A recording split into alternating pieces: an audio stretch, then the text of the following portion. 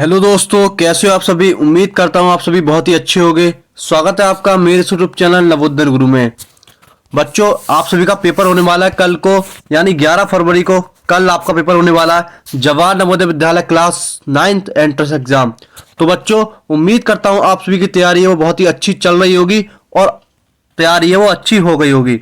तो बच्चों, आज की वीडियो में आप सभी के लिए लेकर आया हूँ मैं मैथ से रिलेटेड इंपॉर्टेंट क्वेश्चन, यानी सबसे ज़्यादा जो जरूरत पड़ती है वो मैथ के क्वेश्चनों को करने में सबसे ज़्यादा कठिनाई पड़ती है बच्चों। उसी के रिलेटेड मैं जो प्रीवियस ईयर में आ चुके हैं आप सभी के क्वेश्चन, वो कठिन कठिन प्रश्न लेकर आया हूँ। देखिए बच्चों, आप देख ही रहे होंगे यहाँ पर ये कितने कितने हार्ड प्रश्न है। आप ये मत सोचिए बच्चों सभी प्रश्न हार्ड है, कुछ आपके लिए सरल भी आएंगे और कुछ कठिन आएंगे। उसी प्रकार मैं हर एक चैप्टर से आप सभी के लिए कुछ हार्ड कुछ कठिन क्वेश्चन लेकर आया हूँ। तो बच्चों, वीडियो को पूरा देखना, बिल्कुल भी नहीं स्किप करना है आप सभी को। अगर आप इस चैनल पर नए हैं तो मेरे इस यूट्यूब चैनल को सब्सक्राइब कर ले। बच्चों, सब्सक्राइब भी करना है। जैसे ही आप कल पेपर देकर आओगे, उसके बाद आप सभी को जो मेरा इस यूट्यूब चैनल है उस पर आपको आंसर की का वीडियो तुरंत मिल जाएगा। जैसे ही आप पेपर देकर आएंगे बच्चों, उसके बाद आप मेरा चैनल खोल के देखना, आपको जो वीडियो है वो तुरंत मिल जाएगा। तो बच्चों, हम एक एक करके क्वेश्चन करते हैं। सबसे पहला प्रश्न देखिए, आप प्रश्न देखिए बच्चों, कितने सारे प्रश्न लेकर आए हूं आप सभी के लिए। सभी प्रश्न कराऊंगा आप सभी के लिए, वीडियो को पूरा देखते रहना आप सभी के लिए। अगर आपको जवाहर नवोदय विद्यालय में एडमिशन लेना है क्लास 9th में, तो आप सभी को मेरा वीडियो पूरा देखिए। और आप सबसे पहला प्रश्न देखिए, शून्य है, यानी आप सभी को 4 ऑप्शन दिए गए हैं इसमें से, और शून्य क्या है ये पूछा गया है। प्राकृत संख्या है, पूर्णांक संख्या, धनात्मक पूर्णांक है, ऋणात्मक पूर्णांक है। क्या है शून्य? शून्य यहाँ पर एक पूर्णांक संख्या है, यानी ऑप्शन नंबर बी बिल्कुल करेक्ट है। उसके बाद अगला प्रश्न देखिए, 2 अंकों की बड़ी से बड़ी अभाज्य संख्या है। इन 93 है, 97 है, 89 है या 101 है। देखिए बच्चों, अभाज्य संख्याएं क्या होती हैं? अभाज्य संख्याएं वो होती हैं जो खुद से कटें, केवल अपने आप से ही कटें। तो इसमें ऑप्शन नंबर कौन सा हो जाएगा आप सभी का सही? 97, यानी बी ऑप्शन बिल्कुल सही है। उसके बाद अगला प्रश्न देखिए बच्चों, निम्न में से कौन सी परमेय संख्याओं के लिए योजक तत्समक है? इसका उत्तर हो जाएगा आप सभी का 0, यानी 0 है जो वो योजित तत्समक है इकाई का। उसके बाद आपको अगला प्रश्न देखना है। अगला प्रश्न बच्चों 21वां। बच्चों, मैं आप सभी के लिए छांट कर प्रश्न लाया हूं, मतलब कठिन से कठिन प्रश्न आप सभी के लिए लेकर आया हूं मैं। और ये प्रश्न बहुत ही जरूरी है, इस वाले एग्जाम में आप सभी को देखने को मिलेंगे ये वाले प्रश्न, और प्रीवियस ईयर में भी आ चुके हैं आप सभी के लिए। तो अब 21वां प्रश्न देखिए बच्चों। 21वां प्रश्न क्या कह रहा है? यदि 48 under x plus 32 under x बराबर 332 है, तो x का मान क्या होगा? देखिए बच्चों, बहुत ही सिंपल क्वेश्चन है ये। आप सभी को हार्ड लग रहा होगा, लेकिन ऐसे ही प्रश्न आते हैं हमेशा जवाहर नवोदय विद्यालय में। तो आप सभी के लिए बता देता हूं ये प्रश्न कैसे करना है आप सभी को। सबसे पहले आपको 48 और x रखना है, उसके बाद 32 x और बराबर में 320 दिया गया बच्चों आप सभी के लिए। जब आप इसे सॉल्व करेंगे तो आपको इसमें से लेना है x कॉमन। देखते रहिए बच्चों, आप कॉपी पेन लेकर बैठ जाइए, मैं आप सभी को सॉल्व करके दिखाऊंगा ये सभी क्वेश्चन। अगर आपने सॉल्व कर लिए तो आपका जो सिलेक्शन है वो कोई नहीं रोक सकता क्लास 9th में। सबसे पहले आप x कॉमन लेंगे इसमें से। जैसे ही आप x कॉमन लेंगे, x कॉमन लिया, उसके बाद जो 48 प्लस 32 है वो प्लस हो जाएगा। उसके बाद आप सभी को इसको प्लस करेंगे तो अंडर एक्स बराबर एक्स, और ये हो जाएगा 80। 32 और 48 प्लस करेंगे तो आएगा 80। उसके बाद 320। अब अंडर एक्स बराबर 320 अपॉन में कितना आ गया बच्चों? 80। यानी जब आप इसे भाग देंगे तो कितना आएगा? ये आ जाएगा 0 से 0 कटा 8 चौक 32, यानी अंडर एक्स बराबर 4 आ गया। कितना आ गया? अंडर एक्स बराबर 4। अब ये जो अंडर है वो यहां पर स्क्वायर में आ जाएगा, तो 4 चौक 16, यानी एक्स बराबर कितना आ गया बच्चों? 16। यानी ऑप्शन नंबर कौन सही है? डी ऑप्शन नंबर बिल्कुल सही है। बच्चों, आप सभी को लाइव दिखाऊंगा। उसके बाद अगला प्रश्न देखिए, यदि अंडर रूट 64.32 अब बट्टे एक्स है तो बराबर 4 हो तो x का मान क्या होगा? यहां पर आप सभी को x का मान निकालना है। इसमें भी किस प्रकार निकालेंगे आप ये क्वेश्चन देखिए बच्चों। सबसे पहले 64.32 अपॉन में x लिखना आप सभी को। अब ये अंडर रूट दिया गया आप सभी को, यहां पर स्क्वायर चढ़ा देंगे तो कितना आएगा? 4 चौक 16, यानी बराबर में कितना आ जाएगा? 16। उसके बाद x बराबर कितना आएगा? ये x बराबर आएगा आप सभी का, x बराबर 64.32 बट्टे 16। जब आप भाग देंगे तो आएगा आप सभी का 4.02, यानी ऑप्शन नंबर कौन सा सही है? सी। देखिए बच्चों, मैं ही नहीं कर रहा हूं क्वेश्चन, आप सभी यहां पर वीडियो पॉज कीजिए और ये क्वेश्चन करके देखिए।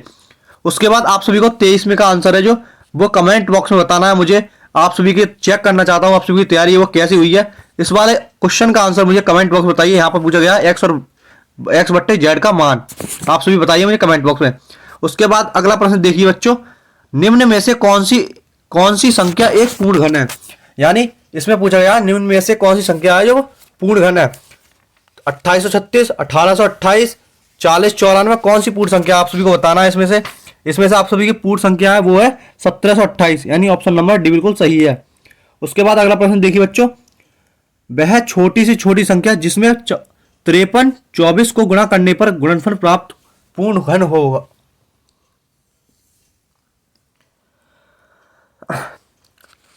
अगला प्रश्न देखिए बच्चों 13वां, वह छोटी से छोटी संख्या जिसमें 53 24 को गुणा करने पर प्राप्त गुणनफल पूर्ण घन होगी, कौन सी है जो घन संख्या है जिसमें मतलब गुणा करने पर 53 और 24 को गुणा करेंगे तो है वो पूर्ण घन हो जाएगी।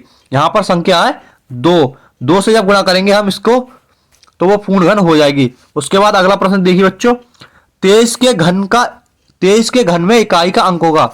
यानी 23 का घन का इकाई का पूछा है। 23 है इकाई का अंक क्या है? 3। घन का पूछा है यानी 3 बार गुणा करनी है। 3 की जब 3 बार गुणा करेंगे तो कितना आएगा? 3 3 9 3 27, यानी इकाई का घन क्या है? 7 है। ऑप्शन नंबर कौन सही होगा आप सभी का? ऑप्शन नंबर ए बिल्कुल करेक्ट है। उसके बाद अगला प्रश्न देखिए बच्चों, अगला प्रश्न क्या कह रहा है आप सभी का? 10वां प्रश्न देखिए बच्चों, एक शहर में पुरुष स्त्री तथा बच्चों की संख्या का अनुपात 4:5:11 है। यदि बच्चों की संख्या 176 है हो तो पुरुष और स्त्रियों की संख्या पूछी है। यानी पुरुष और स्त्रियों की संख्या पूछी है आप सभी के लिए। इस ऐसे क्वेश्चन आप सभी को कैसे करनी है, सबसे पहले आप इसे खुद करके देखिए। अगर नहीं हो रहा तो आप सभी को बताता हूं मैं, आपको ये प्रश्न है वो किस प्रकार करने हैं। सबसे पहले आप इनका अनुपातिक योग निकाल लीजिए। इनका अनुपातिक योग आएगा 20 आएगा, जोड़ लेंगे आप सभी, कितना आएगा? 20। उसके बाद आप सभी को कुल संख्या निकालनी है। कुल संख्या निकालने के लिए 176 और आपका जो अनुपातिक योग कितना आया है, सॉरी बच्चों, ये जो 11 रखा जाएगा यहाँ पर। उसके बाद 20 अनुपातिक योग, और जब आप इसे सॉल्व करेंगे तो आप सभी का आ जाएगा ये 320। यानी 320 है वो कुल संख्या, टोटल संख्या आप सभी की। अब आपको निकालनी है पुरुषों की संख्या। पुरुषों की संख्या लगाने के लिए अनुपातिक योग 20 दिया गया है और पुरुषों की संख्या का अनुपात कितना है यहाँ पर? 4, यानी 4/20 इंटू 320। आप जब आप इसे सॉल्व करेंगे तो ये आएगा 64, यानी आप सभी का 64 आ गया। क्या आ गए? पुरुष आ गए। उसके बाद स्त्री निकालनी है, स्त्रियों की संख्या। स्त्रियों का अनुपात कितना किया गया है? 5, यानी 5/20 इंटू 320। जब आप इसे सॉल्व करेंगे तो ये आएगा आप सभी के सामने 80, यानी 64 80। ऑप्शन नंबर कौन सा सही है? ऑप्शन नंबर कौन सा सही है बच्चों? 64 80, यानी ऑप्शन नंबर सी बिल्कुल करेक्ट है। उसके बाद अगला प्रश्न देखिए बच्चों, दो संख्याएं 2:3 के अनुपात में है। यदि उनमें से प्रत्येक में 9 जोड़ दिया जाए तो परिणामी अनुपात 3:4 हो जाता है। तब बड़ी संख्या क्या होगी? तब बड़ी संख्या पूछी बच्चों इसमें। माना दो संख्याएं हैं, वो है 2x और 3x। इसे सॉल्व करेंगे आप, 2x और 3x, और 9 जोड़ दिया गया इसमें, यानी 2x + 9 3x + 9 बराबर कितना अनुपात दिया गया? 3/4। जब आप इसे सॉल्व करेंगे तो आप सभी का उत्तर आएगा ये x बराबर, जब आप सॉल्व कर लेंगे तो आ जाएगा 9। अब आप सभी को क्या होगा? तब बड़ी संख्या होगी। बड़ी संख्या का अनुपात क्या मतलब? 3 इसमें सबसे बड़ा अनुपात है। जब 3 को गुणा करेंगे तो 9 3 27। ऑप्शन नंबर कौन सा सही हो गया? सी। उसके बाद अगला प्रश्न देखिए बच्चों, 1 दर्जन पेंसिलों का मूल्य 10.80 रुपए है। यानी 1 दर्जन का है ये, यानी 12 जो पेंसिल है, एक दर्जन में कितना होता है? 12 पेंसिलों का जो मूल्य है वो है 10.80। 5 पेंसिलों का मूल्य कितना होगा? ये पूछा गया आप सभी के लिए। सबसे पहले ये प्रश्न करने का बहुत ही अच्छा तरीका बताता हूं आप सभी के लिए। यानी 12 जो दी गई है उसका पेंसिलों का योग कितना? 10.80, यानी मूल्य। उसके बाद 5 का पूछा है, माना हमने x। अब आप इसे सॉल्व कर लीजिए सिंपली से बच्चों, जैसा जैसा दिया गया वैसा ही, यानी 12:5। उसके बाद ऐसे करके 10.80 अनुपात x। जब आप इसे लेके आएंगे x बराबर में क्या आएगा? x बराबर 5 इंटू 10.80 अपॉन में 12। इसे सॉल्व करेंगे तो आ जाएगा आप सभी का 4.5 50। यानी ऑप्शन नंबर कौन सा सही है? सी ऑप्शन बिल्कुल सही है। बच्चों आप सभी कॉपी पेन लेकर बैठिए और आप भी कर देखिए ये प्रश्न है वो किस प्रकार किए जाते हैं आप सभी के। अगला प्रश्न देखिए बच्चों 59वां। एक महाजन 400 रुपए 200 वर्ष के लिए तथा 200 रुपए 3 वर्ष के लिए साधारण ब्याज पर उधार देता है सॉरी बच्चों, उधार देता है। यदि ब्याज की दर दोनों दशाओं में एक ही जैसी हो तो कुल ब्याज 70 रुपए हो तो ब्याज की वार्षिक दर क्या होगी? आप सभी को दर निकालनी है। माना हमने दर है वो है, माना ब्याज की जो दर है वो है R%, यानी R% हमने मान लिया ये दर आप सभी की। सबसे पहले आपको क्या निकालना है? तब क्या होगा आप सभी का जो 400 रुपए पर लिया गया जो ब्याज दिया गया 2%, सॉरी बच्चों 2 वर्ष का ब्याज है, 2 वर्ष का दिया गया यहाँ पर 2 वर्ष का ब्याज है। उसका सूत्र क्या होता है आप सभी को पता ही होगा। साधारण ब्याज का सूत्र क्या होता है? P गुणा R गुणा T अपॉन 100। उसके बाद आप जैसा जैसा इसमें दिया गया वैसा वैसा आप रख देंगे और यहां पर ये आएगा आप सभी का 400 इंटू R और 2/100। जैसे ही आप सॉल्व करेंगे ये आ जाएगा आप सभी का 8R, यानी 400 का कितना आ गया? 8R। ये आ गया आप सभी का 400 का 8R। उसके बाद 8R यहां लिख देता हूं साइड में। उसके बाद 200 का निकालना आप सभी के लिए, 200 का 3 वर्ष, यानी वही सूत्र लगा देना आप सभी को P गुणा R गुणा T। जैसे ही आप इसे सॉल्व करेंगे 200 इंटू R इंटू 3/100, इसे सॉल्व करेंगे तो ये आ जाएगा आप सभी का 6R।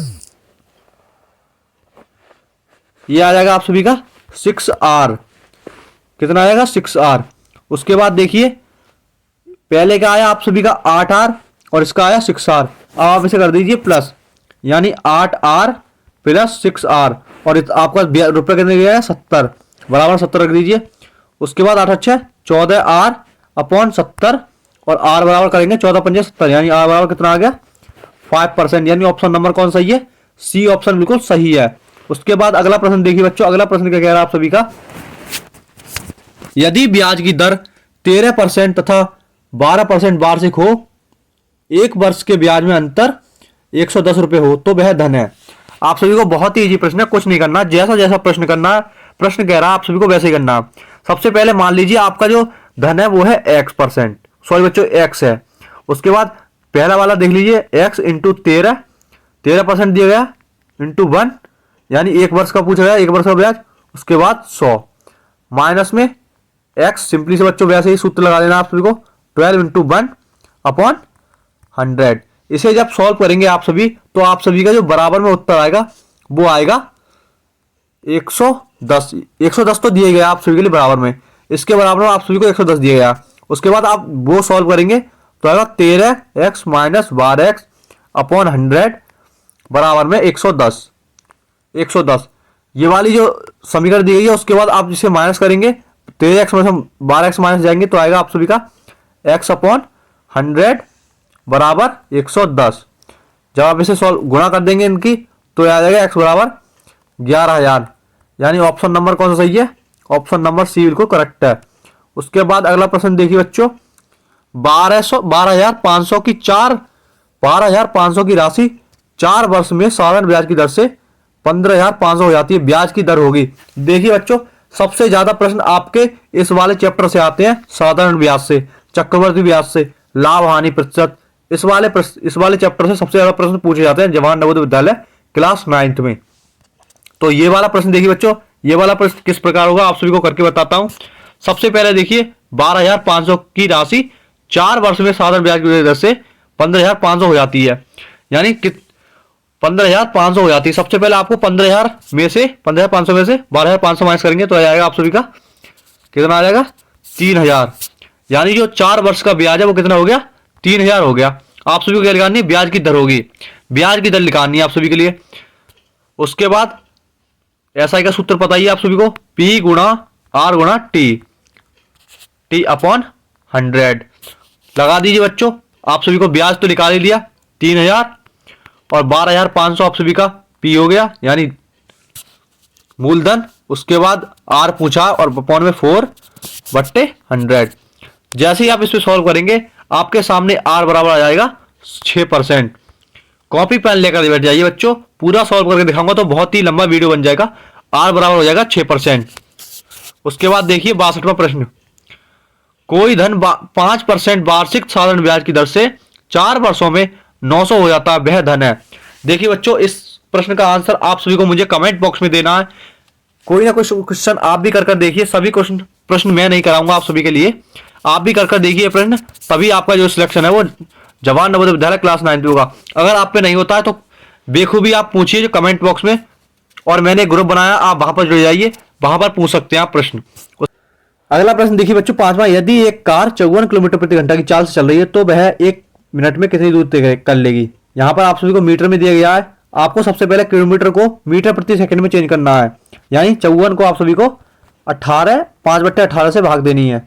18 3 54 और 3 5 15, ये आप सभी का आ गया 15। 15 क्या आया आप सभी का, 15 आई आप सभी की चाल। अब आप सभी को चाल आ गई 15, और आप सभी का जो समय है वो दिया गया 60। 60 कितना दिया गया, सेकंड, यानी 1 मिनट है, 1 मिनट को आप सेकंड में चेंज कर लेंगे। इसे जब आप मीटर प्रति सेकंड में चेंज कर लिया और इसे सेकंड में चेंज कर लेंगे, आप सभी को दे दिया 15, यानी चाल भी आ गई आप सभी के लिए, और आगे आपका समय। अब दूरी बराबर क्या होता है, चाल इंटू समय, जब आप गुना कर देंगे 15 इंटू 60, यानी 15 छिक्का 90, यानी कौन सा आ गया आप सभी का 900 मीटर, यानी ऑप्शन नंबर कौन सही है, सी ऑप्शन बिल्कुल सही है। उसके बाद अगला प्रश्न देखिए, एक व्यक्ति 5 किलोमीटर प्रति घंटे की चाल से चलते हुए किसी पुल को 18 मिनट में पार कर लेता है, पुल की लंबाई ज्ञात कीजिए। पुल की लंबाई ज्ञात करनी है आप सभी लिए। आदमी की चाल है वो है 5 किलोमीटर प्रति घंटा, ये भी आपको सेम चेंज करना है वैसे ही, 5 इंटू 5/18, यानी 25 कितना आ गया, ये 18, ये आ गया मीटर प्रति सेकंड। इसकी चेंज कर लिया आप सभी ने मीटर प्रति सेकंड। उसके बाद आदमी द्वारा लिया गया समय कितना, 18 मिनट। 18 मिनट को सेकंड में चेंज कर लीजिए, यानी 18 इंटू 60। जैसे आप इतना ही रहने दीजिए बच्चों, इतना ही रहने दीजिए, ताकि जो क्वेश्चन है वो आगे इजी हो जाएगा। उसके बाद पुल की लंबाई देखिए, पुल की लंबाई बराबर हो जाएगा 4 इंटू समय। आप सभी को रख देना है जैसे ही 25/18, और ये 18 इंटू 60। अब इसे सॉल्व करिए आप। उसके बाद आप सभी का उत्तर आएगा 1500 मीटर, यानी ऑप्शन नंबर ए बिल्कुल करेक्ट है। अगला प्रश्न देखिए बच्चों 14वां, यदि 3 क्रमागत संख्याओं का योग 15 है तो संख्याएं होंगी। 3 क्रमागत संख्याएं, उनका जो योग है 15 है, तो अगली संख्या क्या होगी। सबसे पहले मान लेते हैं हम, पहली संख्या है वो x है, उसके बाद दूसरी है x+1, उसके बाद तीसरी है x+2। जब आप इसे सॉल्व करेंगे तो आप सभी का उत्तर आएगा, यानी x+1 x+2 और संख्या का योग दिया गया 15।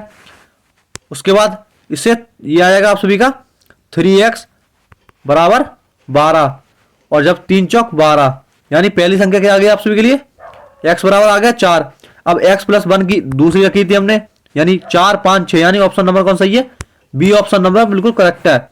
उसके बाद अगला प्रश्न देखिए, 2 धन संख्याओं का अंतर 45 है तथा उनका अनुपात 8:3 है, तो संख्याएं क्या होंगी। देखिए बच्चों, उसी प्रकार प्रश्न करना जैसा ऊपर वाला किया था, यानी 8x + 3x, ये आ गया आप सभी का अनुपात। उसके बाद इसका जो बराबर में कितना दिया गया है वो दिया गया 45, और अंतर यहां पर सबसे पहले योग देख लीजिए और अंतर देख लीजिए, यानी आपको 8x - 3x करना, उसके बाद 45, और ये आ जाएगा आप सभी का 5x बराबर 45, और 5 निम्न 45, यानी x बराबर क्या आ गया आप सभी का 9 आ गया। x बराबर आ गया 9, x बराबर 9 आया, यानी 8x और 3x। उसके बाद 8 ने 72 और 27, यानी ऑप्शन नंबर कौन सा सही है आप सभी का, ए ऑप्शन बिल्कुल सही है। उसके बाद अगला प्रश्न देखिए, उस त्रिभुज का नाम बताइए जिसके परिकेंद्र और अंतः केंद्र एक ही होते हैं। आप सभी को बताना है उसके त्रिभुज का नाम। तो बच्चों जल्दी जल्दी मुझे कमेंट बॉक्स में बताइए, मैं आप सभी के आंसर है वो चेक करूंगा। तब तक के लिए मैं बताता हूं आप सभी का इसका आंसर है वो क्या होगा, यानी उस त्रिभुज का नाम बताइए जिसके परिकेंद्र और अंतः केंद्र एक ही होते हैं। ऐसा कौन सा त्रिभुज है, वो है आप सभी का समबाहु त्रिभुज, यानी ऑप्शन नंबर डी। उसका जो परिकेंद्र है और अंतः केंद्र एक ही होता है। उसके बाद अगला प्रश्न देखिए, ये आप सभी का एक ही प्रश्न है बच्चों, बहुत ही इजी प्रश्न है। एक प्रश्न आपका ऐसा ही आएगा, जरूर आएगा, ये भी आ सकता है, ऐसा कुछ नहीं कह सकता मैं, ये प्रश्न भी आप सभी का आ सकता है। अगला प्रश्न देखिए बच्चों, एक चतुर्भुज के कोण 2:3:5:8 के अनुपात में हो तब सबसे छोटा कोण क्या होगा। सबसे पहले आपको इनको प्लस कर लेना है, यानी 2x plus 3x plus 5x plus 8x। और आप सभी को पता ही होगा जो चतुर्भुज के कोणों का वो मान होता है वो होता है 360 डिग्री होता है। इसे प्लस करने के बाद 18x बराबर 360 आ जाएगा आप सभी का। 18 से भाग देंगे तो कितना आएगा, x बराबर आएगा 20, यानी x बराबर आ गया 20। सबसे छोटा कोण पूछा गया है, यानी आप सभी को किससे भाग देनी है, 2 से भाग देनी है। 20 दूनी 40, यानी ऑप्शन नंबर कौन सही है, सी ऑप्शन बिल्कुल सही है। उसके बाद अगला प्रश्न देखिए बच्चों, एक सात भुजीय बहुभुज में अधिकतम कितने परस्पर अनुच्छादित त्रिभुज बन सकते हैं यदि शीर्षों को मिलाया जाए। आप सभी देख लीजिए, सबसे पहले सात बहुभुजीय वाला बनाना है, यानी बच्चों 1 2 3 4 5 6 और यह आप सभी 7। आप सभी को इसमें क्या बनाने हैं, त्रिभुज बनाने हैं। आप सभी को त्रिभुज बना के दिखाता हूं मैं। सबसे पहले ये एक त्रिभुज बन जाएगा, उसके बाद एक ये त्रिभुज बन जाएगा, एक ये और एक ये, यानी क्या त्रिभुज बन गए आप सभी ये 1 2 3 4 5, यानी ऑप्शन नंबर कौन सही है, ऑप्शन नंबर डी बिल्कुल करेक्ट है। 5 त्रिभुज बने बच्चों, आप सभी को लाइव बना के दिखाया मैं बिल्कुल। उसके बाद देखिए अगला प्रश्न, ये है आप सभी के समबाहु त्रिभुज का क्षेत्रफल, यानी क्षेत्रमिति से भी आपके बहुत सारे प्रश्न पूछे जाते हैं। क्षेत्रमिति में किस प्रकार से प्रश्न होते हैं आप सभी को बताने वाला हूं मैं। सबसे पहले देखिए प्रश्न पढ़िए, प्रश्न क्या कह रहा है, और पढ़िए और करिए बच्चों, कॉपी पेन लेकर बैठ जाइए सभी और ये प्रश्न करिए, हल करिए। उसके बाद बताता हूं आप सभी को कैसे करने हैं। प्रश्न देखिए, 40 सेंटीमीटर भुजा वाले एक समबाहु त्रिभुज, 40 सेंटीमीटर भुजा वाले एक समबाहु त्रिभुज का क्षेत्रफल है, यानी क्षेत्रफल क्या है। सबसे पहले आपको इसका सूत्र पता होना चाहिए। सूत्र क्या होता है बच्चों, सूत्र जरूरी है पढ़ना आप सभी के लिए। तो प्रश्न दोबारा रीड करिए और बताइए इसका आंसर है वो क्या होगा। तब तक के लिए मैं बताता हूं आप सभी को ये प्रश्न है वो किस प्रकार करने हैं। सबसे पहले आपको क्षेत्रफल बताना है। क्षेत्रफल का सूत्र क्या होता है समबाहु त्रिभुज का, क्षेत्रफल का सूत्र होता है √3/4 इंटू भुजा स्क्वायर। भुजा दी गई है आप सभी को, भुजा रख देना है। भुजा क्या दी गई है, 40 सेंटीमीटर भुजा। उसके बाद √3/4 40 दी गई है, 40 रूट स्क्वायर दिया गया है, 2 बार गुणा कर देंगे और ये आ जाएगा आप सभी का 10। और जब आप इसे गुणा करेंगे तो आ जाएगा √3 और ये आ जाएगा 400, यानी ऑप्शन नंबर कौन सा सही है, ऑप्शन नंबर डी बिल्कुल करेक्ट है। उसके बाद आपको अगला प्रश्न करना है बच्चों। अगला प्रश्न देखिए, यदि एक वृत्त का क्षेत्रफल 9πr² है तो इसकी परिधि क्या होगी। इसकी परिधि पूछिए। अगर एक वृत्त का जो क्षेत्रफल है वो है 9πr² है। सबसे पहले देखिए प्रश्न जैसा कह रहा है वैसा ही करना आप सभी को। वृत्त का क्षेत्रफल क्या है, वृत्त का क्षेत्रफल दिया गया 9πr²। उसके बाद आप सभी को वृत्त का क्षेत्रफल और πr1 और 9πr², ये आपका दूसरा है और ये दिया गया और ये वाला सूत्र है वृत्त का। उसके बाद आपको इन दोनों को जब आपस में गुणा करेंगे, यानी r बराबर 1 √9πr बराबर 3r, यह आ जाएगा आप सभी 3r। उसके बाद वृत्त की परिधि क्या होती है आप सभी को पता ही होगा 2πr1, यानी हमने r1 माना है, जो वृत्त का क्षेत्रफल है ये तो r2 दिया गया आप सभी को। उसमें जब आप इसे सॉल्व करेंगे 2π × 3r, 2 3 6, यानी 6πr। ऑप्शन नंबर कौन सही है, ऑप्शन नंबर सी बिल्कुल करेक्ट है। आपको उसमें देख लेना है, यहाँ पर पाई का मान 22/7 होता है। जब ये सॉल्व भी नहीं किया है तो आपको पाई का मान रखना ही नहीं है, जैसा ऑप्शन में दिया गया वैसा ही करना आप सभी के लिए। उसके बाद देखिए अगला प्रश्न, और यहाँ पर देखिए बच्चों एक चार्ट दिया गया, निम्न चार्ट का ध्यानपूर्वक अध्ययन कर प्रश्नों के उत्तर दीजिए। देखिए बच्चों ये आप सभी के पेपर में चार्ट जरूर आएगा, एक नहीं बल्कि 2 क्वेश्चन आएंगे इस चार्ट से आप सभी लोग। सबसे पहले आपको इससे अच्छे से पढ़ लेना है। और देखिए सबसे पहले निर्देश क्या दिया गया, निम्न चार्ट का ध्यानपूर्वक अध्ययन कर प्रश्नों के उत्तर दीजिए। चार्ट पढ़ लीजिए आप सभी और फिर दिखाता हूं आप सभी के लिए प्रश्न क्या दिए गए हैं आप सभी के लिए। चार्ट पढ़ लिया। अब देखिए सबसे पहला प्रश्न, किस वर्ष में छात्रों की संख्या सबसे ज्यादा है, यानी ऐसा कौन सा वर्ष है जिसमें छात्रों की संख्या वो सबसे ज्यादा होगी। सबसे ज्यादा कौन से वर्ष में है, वो है 2014 में। आप सभी देख ही रहे होंगे कौन से वर्ष में सबसे ज्यादा, 2014 में। यहाँ पर देखिए ये छात्रों की संख्या दी गई है यहाँ पर, और यहाँ पर क्या दिया गया है, थोड़ा ऊपर कर देता हूँ, यहाँ पर वर्ष दिए गए हैं। सबसे ज्यादा कौन से में, सबसे ज्यादा है 50 संख्या, और वो कौन से में, 2014 में। उसके बाद ऑप्शन नंबर कौन सा होगा, सी। उसके बाद किन दो वर्षों में संख्या वो समान है? बिल्कुल इक्वल है। कौन सी दो वर्ष है? ऊपर देखिए, यानी 2011 और 2013, 30 संख्या है स्टूडेंट्स की, यानी ऑप्शन नंबर कौन सा हो जाएगा? 2011 और 2013, यानी ऑप्शन नंबर सी बिल्कुल करेक्ट है। उसके बाद अगला प्रश्न देखिए, किन्हीं वर्गीकृत आंकड़ों के पहले दूसरे वर्ग में अंतराल में 4, 4, 8 और 8, 12, इसका पांचवा अंतराल क्या होगा? यानी ये पूछा आप सभी ने, इसका पांचवा अंतराल वो क्या होगा? आप सभी को इसका जो उत्तर है मुझे कमेंट बॉक्स में बताना है। एक आध प्रश्न आप भी करके देखिए बच्चों, क्योंकि नवोदय विद्यालय क्लास 9 का पेपर ज्यादा हार्ड भी नहीं आता और ज्यादा सरल भी नहीं आता, थोड़े इजी प्रश्न आते हैं, थोड़े हार्ड प्रश्न आते हैं। आप सभी को ये प्रश्न है वो करके देख लेने, प्रैक्टिस करनी है आप सभी को एक बार सभी प्रश्न आप सभी को। अगर आपको इसका पीडीएफ चाहिए तो मेरे ग्रुप ज्वाइन कर लीजिए, नवोदय गुरु नेम से मेरा एक ग्रुप बना हुआ है। तो बच्चों वीडियो को पूरा देखने के लिए बहुत बहुत धन्यवाद। तब तक के लिए जय हिंद, जय भारत।